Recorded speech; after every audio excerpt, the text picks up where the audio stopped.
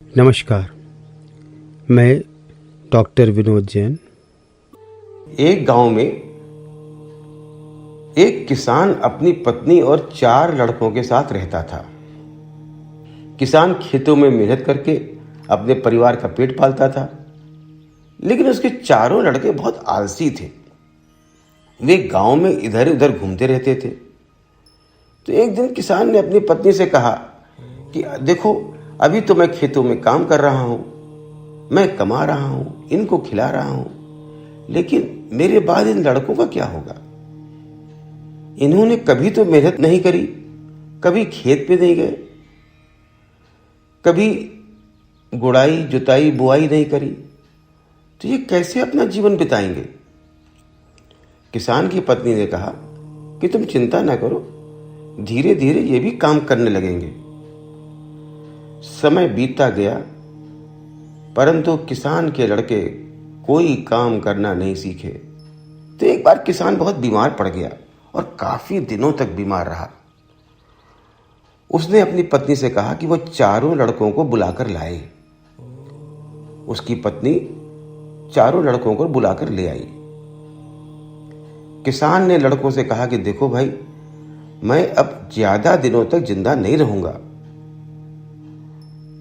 मुझे चिंता है कि मेरे जाने के बाद तुम्हारा क्या होगा। इसलिए बेटो, मैंने जीवन में जो कुछ भी कमाया है वो खजाना मैंने अपने खेतों के नीचे 4 कोनों में दबा रखा है। मेरे बाद तुम उस खजाने को निकालकर आपस में बांट लेना। यह बात सुनकर लड़के बहुत खुश हो गए कि अरे वाह, हमको तो बिना किए ही खजाना मिल जाएगा। कुछ समय बाद उस किसान की मृत्यु हो गई। मृत्यु के बाद लड़कों ने कहा कि भाई, पिताजी तो कह गए थे कि खेत में खजाना है, तो चलो खजाना निकाल लेते हैं और हम लोग अपना हमारे खाने पीने का इंतजाम हो जाएगा। वे चारों लोग सुबह से जुट गए, शाम तक जुट गए, फिर अगले दिन भी जुटे रहे। 2 दिन में पूरा खेत खोद डाला, मगर उन्हें खजाना कहीं नजर नहीं आया। लड़के घर पर आकर अपनी मां से बोले कि देखो, पिताजी ने हमसे कितना बड़ा झूठ बोला। हमसे कहा कि खेत में खजाना है और खजाना वहां था ही नहीं। तो मां मुस्कुराई और कहा कि तुम्हारे पिताजी ने जीवन भर यहीं से कमाया है, इसी खेत से कमाया है, लेकिन अब तुमने खेत खोद ही दिया है तो उसमें बीज भी बो दो, उसमें तो ज्यादा मेहनत लगेगी नहीं।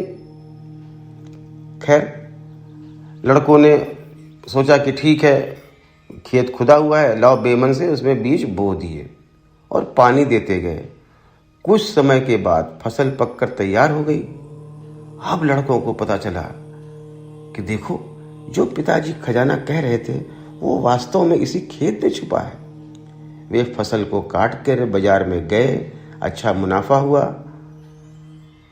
और मां से कहा कि मुझे पिताजी की बात समझ में आ गई, मेहनत में ही असली खजाना है। तो साथियों, आप याद रखिए, कभी भी आलस्य में ना पड़िए। आलस्य को त्याग कर मेहनत करिए। मेहनत ही इंसान का असली खजाना है।